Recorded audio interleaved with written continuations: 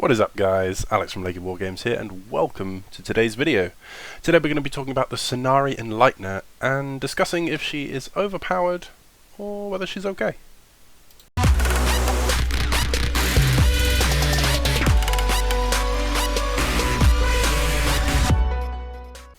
Alrighty guys, so today we're going to be looking at the Scinari Enligthener, which is the newest unit currently for Lumineth-Realm mods in Age of Sigmar.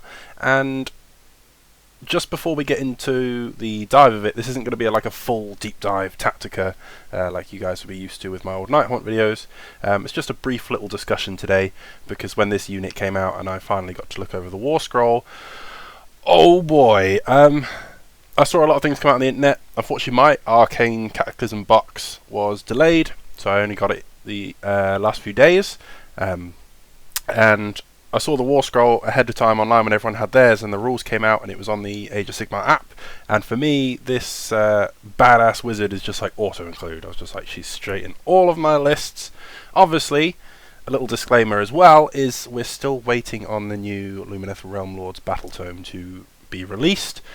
We finally got a date for the Tzeentch one. We're still waiting on Lumineth, so it is possible that she could change, because sometimes when they release new units in these battle boxes, the rules are ready to change for when the new book comes out. Obviously the allegiance abilities and all that stuff will change, so how she currently interacts with certain great nations might not be exactly the same, etc, etc. But that's why we're not doing a full deep dive. I plan to do that. The NIGHTHAUNT one's coming in its old format, and I plan to do a Lumineth one as well, because those are my two main Age of Sigmar armies. NIGHTHAUNT being my first love when Age of Sigmar came out, and High Elves were my love back in fantasy, and Lumineth are kind of that almost love child to the world that was. So yeah, anyway, we're digressing. Let's go. Scinari Enligthener. So when this unit came out, I was blown away by the potential, and it's just basically one trick for me that just turned everything on its head. So Lumineth, obviously very good castle style army using the Vanara units, things like Sentinels, which have been toned down. That's a discussion for another day, but still decent range at 24 inches, still pack that really high punch with their Sunmetal arrows. Obviously you've got things like the blisters, you've got really good magic in this army, like to be able to pack a little castle of Lumineth and deal damage from distance is what they do, and they do it so well. The Enlightener for me, just so good at turning that castle into an attack. And the main thing for that is, we'll chuck it up right now, is the Rune of Enthali. I'm never too sure how to pronounce some of these names that Games Workshop come out with, but that's what we're going to go with.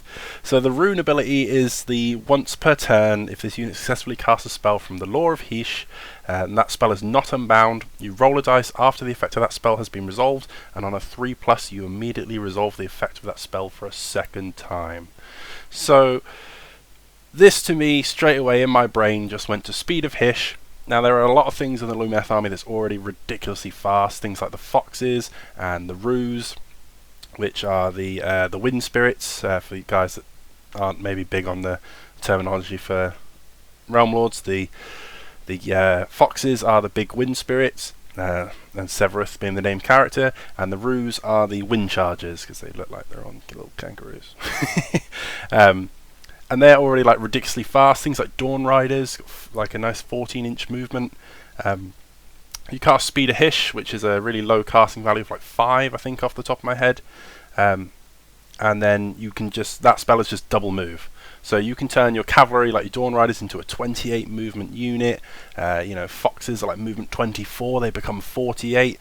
Ridiculously fast. But the Enlightener is, as you're casting a spell from the Lore of Hysh, you then roll a dice, and on a 3+, you resolve that spell for a second time. So with Speed of Hysh, you are now like quad speed moving a unit. So, you know, those Dawn Riders, they double to 28, and then that 28 doubles again.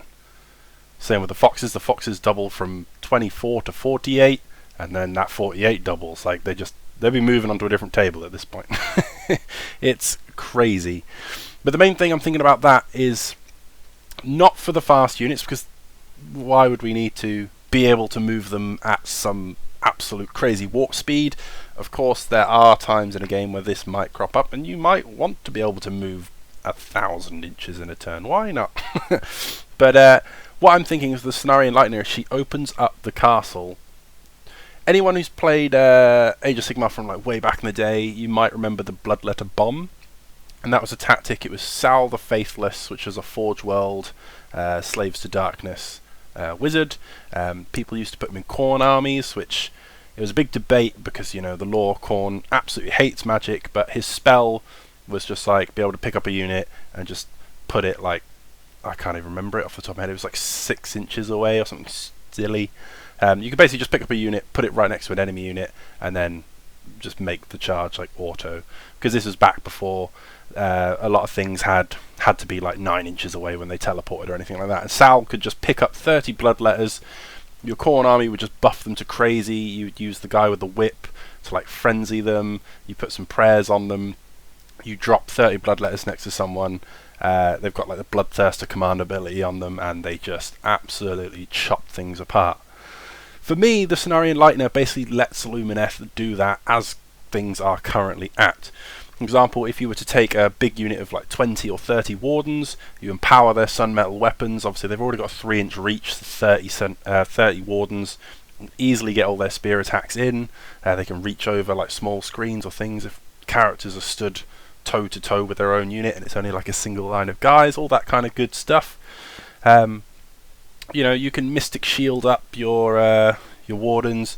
They can empower their Sun Metal weapons. Then all of a sudden, if the Enlightener casts Speed of Hish on them, they go from movement 6 to movement 12, and if you roll that 3+, that movement 12 now becomes movement 24. You've got 24-inch moving Wardens with 2 attacks doing mortal wounds on the hit of a 5. You give them all your other crazy buffs, you know. Doesn't just stop there, as well as just, you know, bombing forward with like 30 Wardens across the table. You could do the same thing with a Spirit of the Mountain. That's got me really excited thinking about that, like being able to take one of the things with the Aralath stuff is it was really strong but really slow. But the Enlightener, you can now have a 24-inch moving Spirit of the Mountain. And, you know, being able to like slingshot things across the table like that is absolutely insane. Like, we have it with the Wind Spirit stuff already, but the Wind Spirit stuff is really fragile. Like, if it gets shot at, like the Foxes, everybody complains that, you know, you can't really tie them down because they move in both shooting phases, etc. But they're also like 8 wounds with a 5-up save, and if you just sneeze in their general direction with a shooting attack or a decent, you know, mortal wounding spell, you can knock Wind Spirits off the table like there's no tomorrow. Things like 30 Wardens or a Spirit of the Mountain being thrown in your face turn 1 is a little harder to deal with. And yeah, just that ability with Speed of Hish on its own. Obviously things might change in the new tome. This ability might be reworded. Speed of Hish might not be a spell anymore. But just the potential of that alone, being able to sling things across the table, as well as keep your castle intact, which is the main thing behind this. So not only are you just throwing 30 Wardens or a Spirit of the Mountain across the table, but the rest of you guys, your Sentinels with your screens, your Dawn Riders, all that, they can still stay in the castle until they're needed. You can just throw a threat forward. If you've got both, if you've got a unit of 20 Wardens sitting in front of you know, your 30 Sentinels and your Ballista, so you've got a nice shooting castle with 20 Wardens guarding it, then you've got a Spirit of the Mountain sat in there. Your Enlightener can turbocharge up the Spirit of the Mountain. You throw the Mountain out, Mountain's doing Mountain things, forces your opponent to deal with it because it's a big threat. Like, you can't leave that guy alone because at top bracket he's still doing like 5 damage a swing. If you get a Stone Mage anywhere near him, then, you know, he counts in bracket until he's dead, so he's always doing that 5 damage. You can't ignore something like that. But you've also still got those 30 Sentinels backed by, you know, 20 Wardens in a shield wall in your back line, and the Enlightener just lets you throw that Spirit of the Mountain out with taking no damage in return. That's just one ability. She's 165 points, I think. Like, for me alone, as soon as I saw that, I was like, that's just too good. On a 3+ as well, it's like a, you know, it's a really good chance of getting that off. It's not guaranteed by any means, but then worst case scenario, because you're casting this in your hero phase, if it doesn't go off, you're like, meh, it's okay, I just won't move that far this turn. I'll just stay in my castle, sit on the objectives that I'm going to sit on, and I'll wait. And then when it does go off, you throw, you know, you can throw him right out there. And of course it can all be unbound, things like that. Like I said, it's not 100% guaranteed. So is it game breaking? No, because it's counter playable. But the potential that she brings is just huge. And when she dropped, I didn't really see anyone really talk about it. They all just looked at her stuff and went, nah, it's different, that's cool. Yeah, might be some changes for the new book.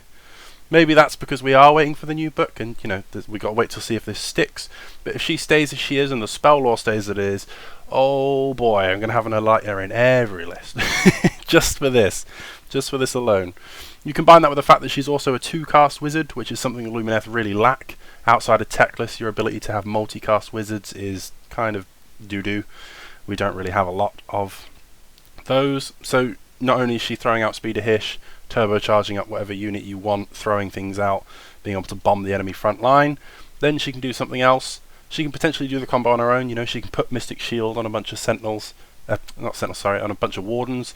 The Wardens can then cast their own spell to empower their spears, or if you've got a Lord Regent nearby, he can do it for them.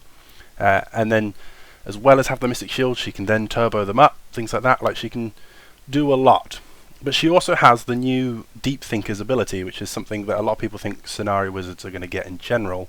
And that is once per battle in your hero phase, when this unit attempts to cast the first spell in that phase, it's automatically cast on a 9, cannot be modified, but it can be unbound. Now this makes her perfect for big endless spells, things like Purple Sun.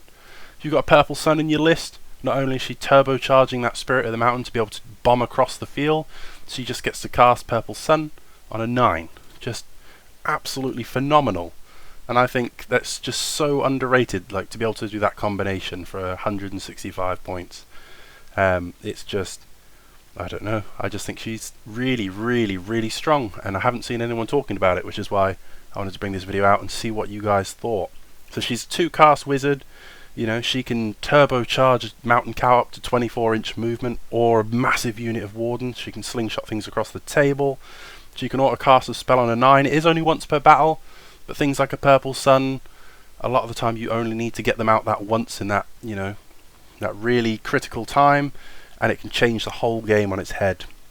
Her own little spell of Twin Tether is quite nice. That's the one that you pick someone within 12 inches, it's cast on a 6. And then every time that she takes a wound, your opponent must also allocate a wound to whoever you cast that spell on. Which basically means if they've got like a rubbish little hero or a wizard, say like a battle wizard, someone who's really, really easy to kill, doesn't have like a lot of built-in ward saves or anything like that, or even this is just allocate a wound to them. She's got 5 wounds herself, so anything like a little battle wizard, something that's quite squishy, she can, you know, she gets killed, she can basically take them with her.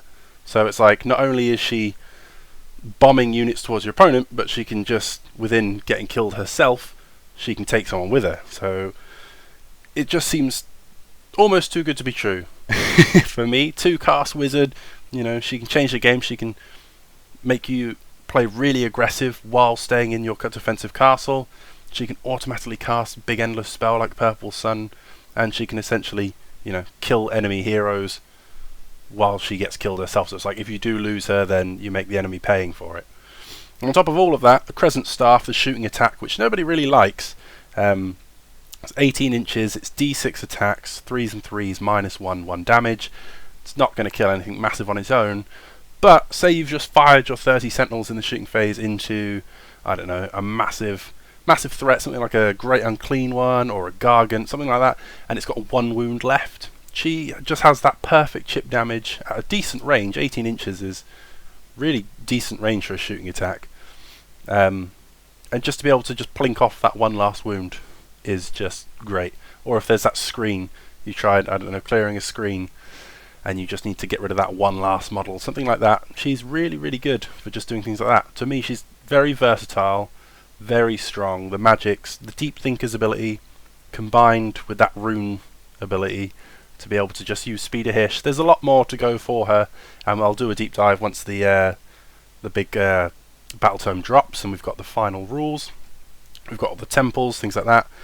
With the you know, the spells as well, at the moment you can put her in Zytrek, so she's always +1 to cast, and that just makes, you know, getting spells off even more reliable. If you put her in a Techless list and in Zytrek, she's now +2 to cast, so +2 on, you know, Speed of Hish.